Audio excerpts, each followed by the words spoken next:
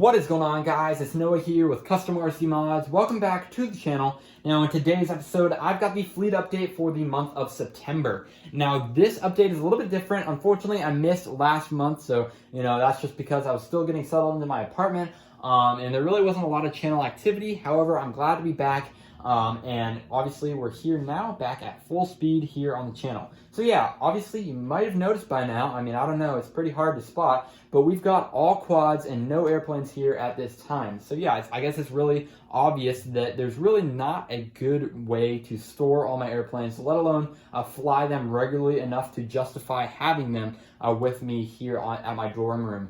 So yeah, that's why I really don't have any of them. But I do have my FT Mini Arrow and my Strix Nano Goblin just over there perched up on the wall. They're my shelf queens right now. And I don't really have any intentions of flying them, just because, again, there's not a really good place to do so here on our urban university campus. So yeah, we got some quads here, but again, really not going to be flying these as much as I really want to. But when I do, I'll make sure to go ahead and record it for you guys as well. Let's go ahead and just dive right into these quads here. We're going to start off with the front row, move around to the back, and that will be that. So first things first, we've got three micros here, the Emax Tiny Hawk, the Beta FPV Tiny Whoop here, and the Beta 75X, also from Beta FPV. Now, the Beta FPV Light V2 Tiny Whoop here hasn't really seen a lot of action, which is surprising since we're in such a small environment. You think this thing would thrive. However, it's been trumped by the Tiny Hawk, which just has so much more power and is a little bit more fun to fly, even though I take a steady hand to fly it here in this very constrained environment.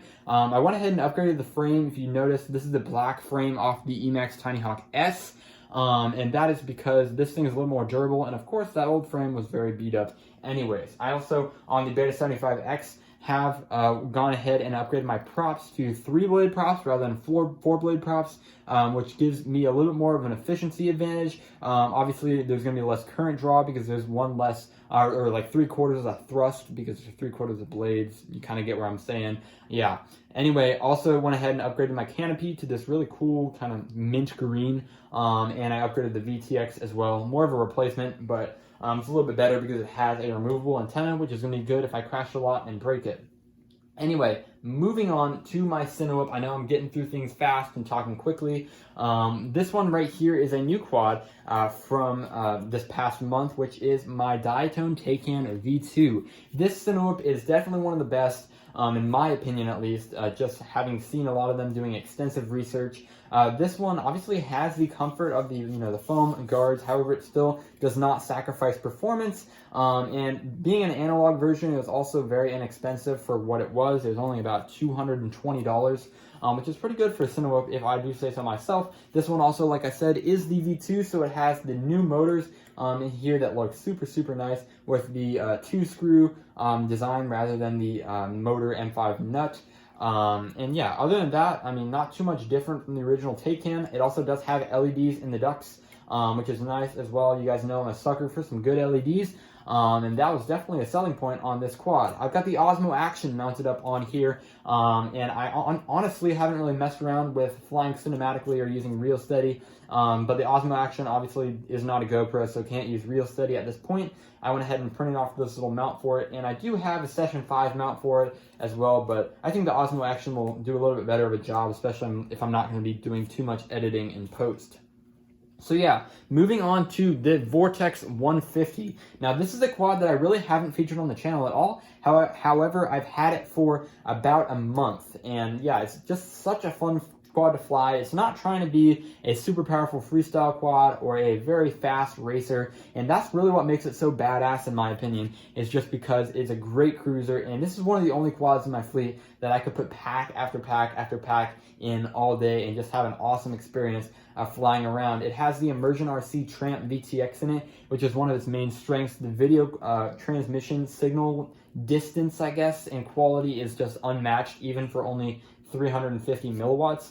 And I've had a great time flying this with my cousin, who also has one of these, and we just go out on missions. They have the LEDs in the back, so you can kind of see each other. It's just, I mean, you'll have to try it for yourself. It is so much fun. I'm glad I got a good deal on this to get it used and have that experience. So yeah, moving on to the back row here, you can see these are my 5-inch freestyle quads, and I have 5 of them. That's not even to go ahead and mention the 3 that I left at home. We're gonna go ahead and start off with these back here, and then we'll move into a few other things before we wrap up this video.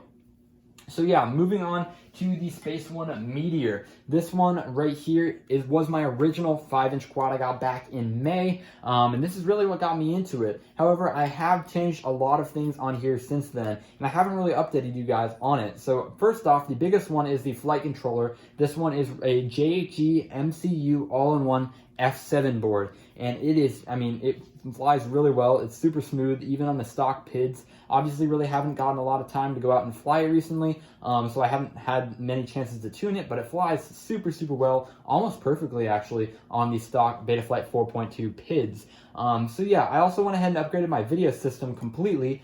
This is the Race Day Quads Mach 3 and the Foxeer Pagoda Pro antenna. And this is a power combo right here. The video quality is amazing, along with this upgraded camera, which is well deserved after that Runcam Mini Swift, which definitely bit the dust. And this is the Foxeer Predator, matches the color scheme, image is great. What's not to like on here as well? So a few other things I did. This LED strip is from Race Day Quads, and of course, like I said, I really like my LEDs on here, and so I mean I had to add them. There's a little bit of open space because it's not a top mount, but it still has a relatively long chassis on there, so I guess, I mean, had to add them, and it's a great little touch on this quad. I am running a GoPro Hero Session 4 with this TPU mount that I printed for it, and yeah, we're gonna get some HD footage here with this quad. All of my 5-inch quads and the Cinema, of course, have their own dedicated action cameras, which is super nice. And that's one initiative I've been taking, just that I guess it really doesn't give me an excuse to go ahead and not fly with HD footage, especially for the channel here.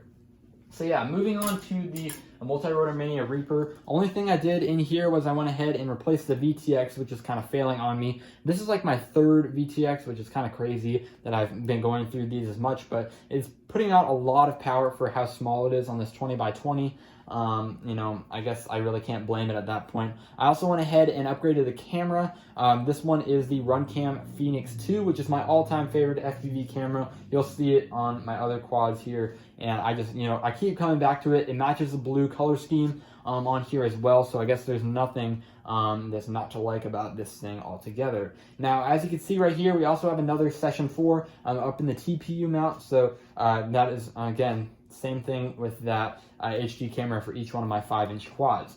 Now we are moving on to the Schizo Nova here. This one has gotten a massive overhaul recently. Namely, it has gotten a new frame on here. So the other one was, you know, just kind of falling apart.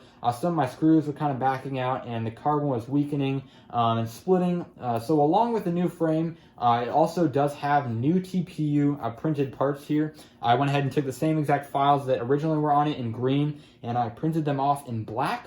So, you know, it looks a lot more stealth now, and I like it all together. I have to go ahead and do these 2 parts still and find the correct files for them. But when I have that done, it will be all black except for the props, and then I think I might go ahead and either do like kind of a frosted gray prop or a clear, and then move these to blue props on there as well, just because I like how this flies, and I think that it looks really sweet with the all black color scheme on there as well. So yeah, that's pretty much all I have to say about the Nova. It's been flying really great, and it does have these Session 5 on here. So those are the 2 Session 4s. These have the Session 5s, and this is obviously going to be much better image quality than the 2 quads that we've gone through so far. So yeah, moving on to this quad, which is one you've never seen before. This one is my freshly built, as of like 2 days ago, ultimate freestyle build, and I have not released a video out on this yet, but when I do, I will make sure to go ahead and tell you guys all about what's inside this, because obviously I just really don't have the time right now. But it's rocking these iFlight Cyber Zing motors, which are some of the nicest motors out on the market today, of course in this gold and purple scheme, which is my 2 favorite colors. Still running that Phoenix 2 in there. You can see the Nova had it, the this is the glide frame from the FPV cycle. It has it there, and the Reaper, and I'm really excited because I mean it's just such a good camera for this really amazing quad. So I guess you really can't hold back. The stack in here is the Diatone Mamba S722, and it has a 60 amp ESC on here as well. And yeah, that's pretty much it for this build. There's still stuff like the video gear that I could go through, but you have to wait till that other video is released to go ahead and learn more about this quad rocking these awesome components in here. So yeah, like I said, another session 5 in here right now, so obviously you can't hold back for the ultimate build. But yeah, that's pretty much all I have to say about that quad. Now the last quad here is my Automaton Chameleon. You guys have seen this. I've had it for like 2 months or so. And I was actually thinking about selling it. If someone gives me my asking price for it, I will sell it, but I'm not in that big of a rush actually. I'm selling it for $150, so if you're interested, go ahead and comment down below. It's running that same F7 board that is in the Space One Meteor. So it's flying really well on it. It's full bind and fly, free sky. At the moment, and it has an 800 milliwatt VTX and the Runcam Mini Swift in there with some Automaton motors. These are some seriously really nice smooth motors on there as well. It comes with a whole host of 3D printed accessories and things like that. So if you're interested, go ahead, again, comment down below or DM me on Instagram. Do whatever you must. But it's been on RC groups, on Flight Test Forum, and on Facebook Marketplace. All over there. So if someone gives me $150 for it, that's about as much as it's worth to me. So I guess that's just how it is. But if they don't, again, not in too big of a rush to sell it because, it still does complete the look. And it's definitely a fun quad to fly on its own. So yeah, that's pretty much it for this thing. I will be flying it here and there periodically until it's sold. But I mean, again, this really can't compare with like the Nova or the Glide frames there as well. So yeah, that's about it for all the quads here. The last thing I'm going to talk about is my new batteries and motors and things like that. So first things first, you guys know I've been running these Ovonic 1550 milliamp hour ADC packs. They are a little beat up at this time. One thing I found that Tattoo and Ovonic do that is really bad is that they wrap their batteries in a super very thin heat shrink. So it just breaks super easily on a crash or anything like that. And yeah, it's really unfortunate. Do not like it at all. So I picked up 6 of these CNHL 1500 milliamp hour 100C packs. Really haven't flown them at all yet. I'm still trying to get the most use out of these old packs that I have, but I am moving over to these. These are still 4-cell, and the reason I'm staying with the 4-cell models is because first off, the components are cheaper for the quads. Second off, the actual batteries themselves are obviously a little bit cheaper than 6S, and in order to move up to 6S, I have to literally go ahead and replace all the ESCs and all the motors on all my quads. And that's why when I paid the big bucks for ESC in here, I went for the 60 amp version, but I still, these expensive motors are still in 25-55 kV configuration for 4-cells. So yeah, still hoping to run 4-cell for the near, maybe even distant future. But when it's time to run 6-cell, I will go ahead and switch everything over. So that's gonna be a process within itself. But yeah, that's pretty much it for that. I just got these motors in today, which might go on the Meteor, but these are FPV Crate booster motors, which are 2207, 2500 kV, I believe, which should be pretty awesome to put on something like that, especially with all the power that something like this, at least on paper, could provide. And I got 5 of them for a very good price on RC groups. But I also am, starting to part all my stuff, like the old Nova frame. These motors, I've got a few old flight controllers and VTXs and things like that. I should honestly be able to put a full new build together just from parts, so go ahead and stay tuned for that here coming very soon. So yeah, that's it for my fleet update for this month. It's a lot to talk about, especially in one take. So I'm sorry if I talked fast. I just value your time and I don't want you to keep you here for longer than you have to be. So if you need to slow it down at all, I don't blame you. But yeah, anyway, I'm gonna stop rambling now. Thanks for watching, guys. Hope you enjoyed it. I will be making more videos here in the very near future. So if you have any ideas, please go ahead and request them down below. Thanks for watching, and I'll catch you guys in the next video.